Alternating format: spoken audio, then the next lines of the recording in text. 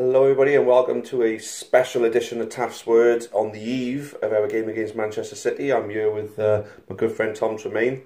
Long suffering and what would be the opposite of suffering as a county fan? Not suffering Not quite as often. That will have to do it, I suppose, yeah. So Tom's been following the county for a long time. So you were one of the few who would have gone back in the day, back in like before even the Conference South and all that. Even before that, really. I mean, it was something I was born into because my dad has been a fan since he was 16, and he was a fan during the glory days of the Cup Winners' Cup and winning the Welsh Cup and all that. So he had all those really lovely memories to share. Unfortunately, a long time before our time, so we can't share them with them. But I think the whole point of what we're trying to get at now is that we're making our own memories. Big county memories now. The last 10 years we've been bloody spoilt, haven't we? We've had 2 promotions, we've had 3 Wembley trips, we've had 2 great cup runs, we've had a great escape. There's been so many ups and downs. We've rided the roller coaster with Les Scadding. We've gone on the big splash down, Big Dipper with the likes of Graham Wesley, Terry Butcher and Warren Feeney, and now it all comes to it where we are now with Michael Flynn as our manager. Now, I remember the conversation I had with an ex-director of ours, Simon Sadler. What he told me was that the likes of Exeter, Wickham, Wimbledon, who were other fan-zone clubs like us, they had managers who had a connection to the club, whether it was a connection to the local area or the club itself. There was a connection there, which made it so successful with their reign. Michael Flynn, I mean, it just goes to prove that Simon had a point there. Yeah, definitely. It's great that, to have someone with an affinity for not just the club but the city and those people, And I think that, kids who grew up in Newport can look up to people like Mike Flynn or even Regan Paul, people like that, local lads, and think, well, if I keep working hard and maybe I'll end up being as successful as them and be able to play for the county someday, and that's a great dream to have. And that's it. I mean, it's the underdog. It's being the underdog, and it's a lot like we made the decision, obviously, to honour Leicester's chairman passing, because he will help Leicester become something that no one ever thought they'd be, and that was champions of England, and that proved to everybody that anything can happen. And I think that's why teams like ours are more willing to be a lot braver when it comes to being in those kind of situations. Leicester presented themselves with the chance of winning the league once they got through the Christmas period up the top. What happened from there then? They just didn't buckle, did they? Yeah. They had pressure from Arsenal and Tottenham, but they just didn't buckle at all, and they took it. They took that opportunity. So I think that's a similar mentality that we'd be taking into these FA Cup games ourselves.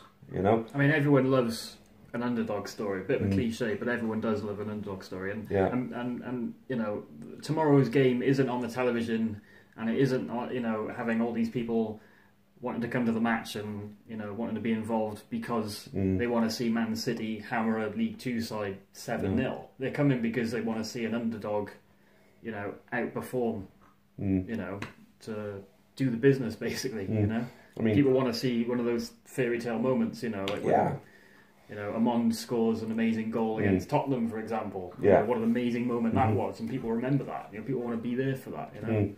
I mean, obviously, David versus Goliath is obviously a biblical story, and obviously from the Bible, it's from so far back that there's questions to whether these things even took part. So the stories, they're inspirational stories, and David beating Goliath is something that people can bring it to life. When the underdog beats the supposed better or bigger person, it brings that story to complete reality.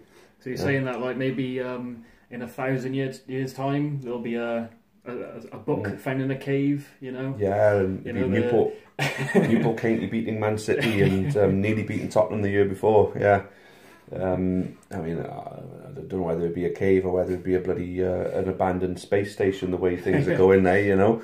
But at the end of the day, Newport County been through the mill. Michael Flynn obviously says this to the media.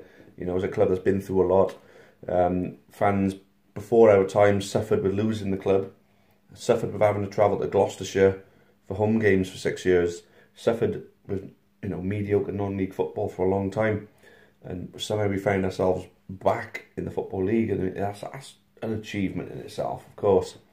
But to sustain ourselves in the Football League with the constraints upon us, because there's a lot of the clubs around us have got better financial advantages over us.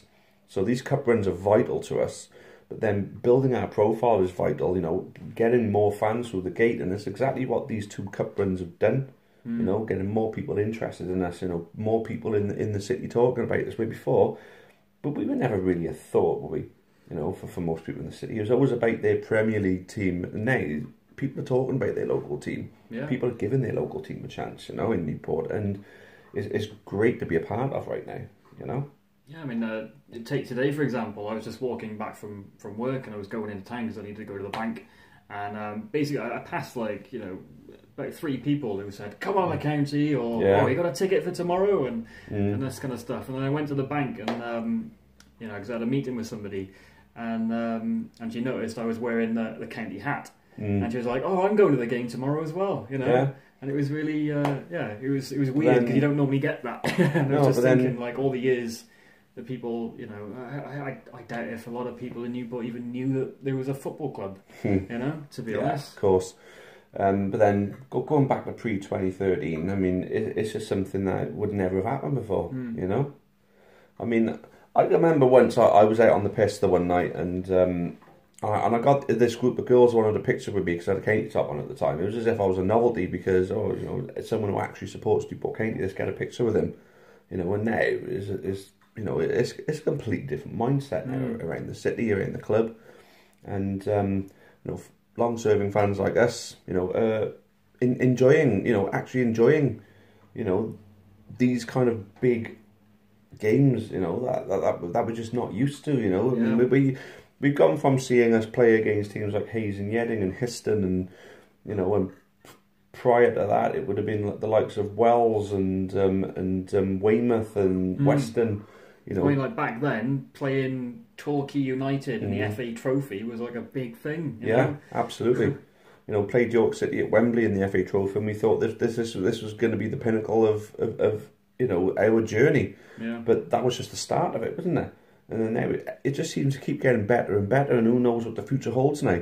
I mean, if more people are turning up through the gates, if more people are joining the trust, if the council will keep tweeting, wishing us luck in our FA Cup games, but completely forgetting that we have league matches as well, maybe if they're taking notice, they're going to start listening to people like us who are criticising them, because I criticise them for not wishing us luck in the league games. Maybe they want more days like this to give the city more profile, maybe giving us what we need to take us to that next level, that better ground, that more opportunity to make money out of a ground, and making something that's appealing to people, so to get more people through the gate. Because to be honest with you, I've always, and you guys who've been watching these blogs for long enough, I always go on about the thing that I always say, that breathtaking feeling of walking into a nice football stadium.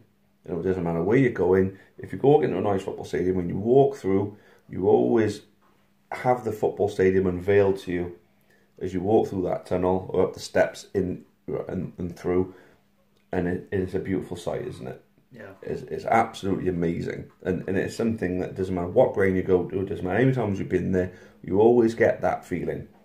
Rodney Parade does not give you that feeling, does it? Apart from days like tomorrow. and like Tottenham, well, Middlesbrough. You feel the excitement for the occasion, but what I mean, you don't get that breathtaking feeling of having that nice stadium unveiled to you as you walk through. Obviously tomorrow is going to be a massive occasion, and I'm really glad it's going to be at Rodney Parade. You know, it's going to be in Newport because it raises the profile of the city, raises the profile of the club because it's here.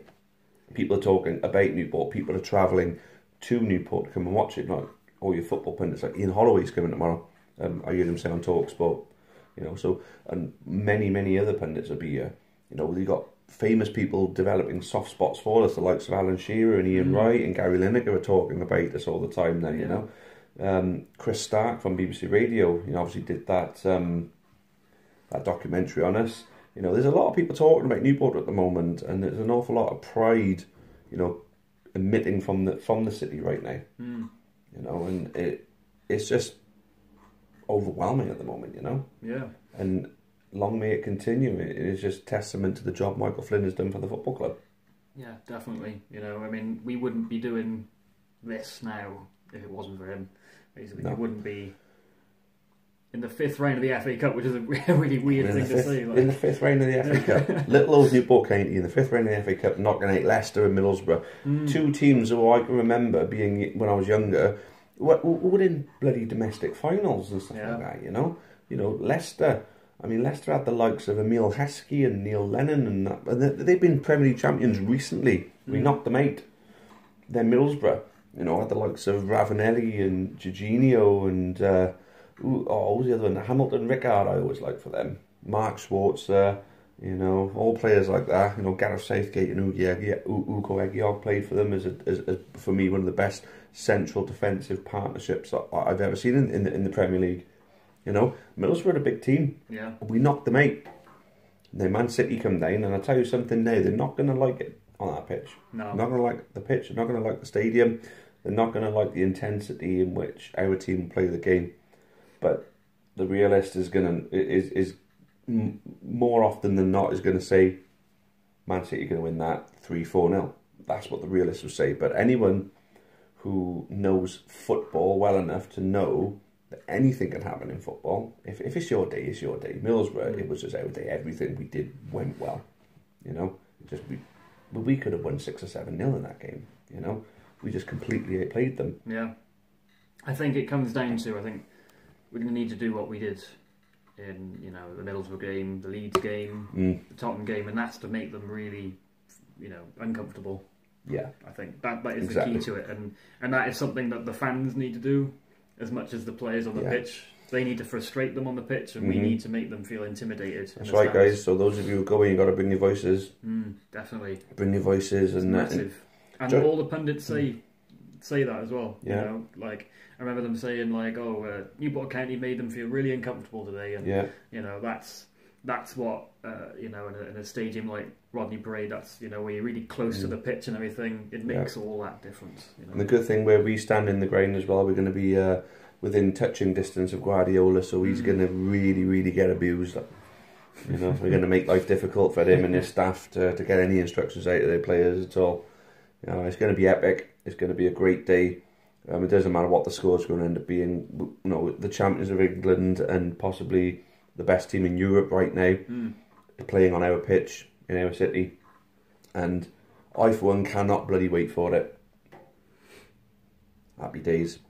Right then, guys, we're going to wrap that one up. We've been bimbling on there for about 13 and a half minutes, but for those of you going to the game tomorrow, hope you all enjoy it. Hope to see you all there, and for those of you who can't make it, commiserations for not getting a ticket. I hope you don't get disenchanted from following the county because of it, because at the end of the day we need as much support as we can get from going on forward, because we want more days like this. So the more support we get, the more chance we're going to have of having more days like this. So get following us. You know, if you're an every now and again, or you're only going for the big games, just come down for the league games, because to tell you something now, it's a lot more special. Like, yeah, it's a special occasion. It's a lot more special when you're following us against the smaller teams, because you know you really feel like you're a part of something. You know, but you support a big team and you just don't feel a part of it. You know, with this, our own people together supporting our club, it's nothing quite like it. Anyway, I mean, we're drinking a lot of pop tonight, so here we go. Tom's going to be joining me one time on Taff Live. This Sunday, I believe Howard Williams is on about joining me. So if Howard Williams still is, then you'll be seeing Howard on Sunday. If not, I'm sure I'm going to drag Tom up and you know, Tom will be playing a part in it at some point soon, hopefully. So yeah, thanks all for watching, and as we said, we'll see you at the game tomorrow, and if not, we'll see you at the next league game, who will be Tuesday away. Tuesday away to Notts County. I won't be going, I've got work the next day. Anyway, there we go. Cheers for watching, guys, as always. Cheerio for now, and up the county. Many thanks for watching the latest content on the Amber Army channel. Please make sure you leave us a like. Make sure you subscribe for more content, both for the neutral football fan and also plenty of Newport County. Even more Newport County content can be found on the club's iFollow channel on the link above. It is just £4.49 per month to subscribe to that service. And those of you feeling extra generous can also support us on Patreon on the link at the bottom there. That would be a monthly donation of your choice. Thank you again, make sure you've subscribed, and as always, up the county.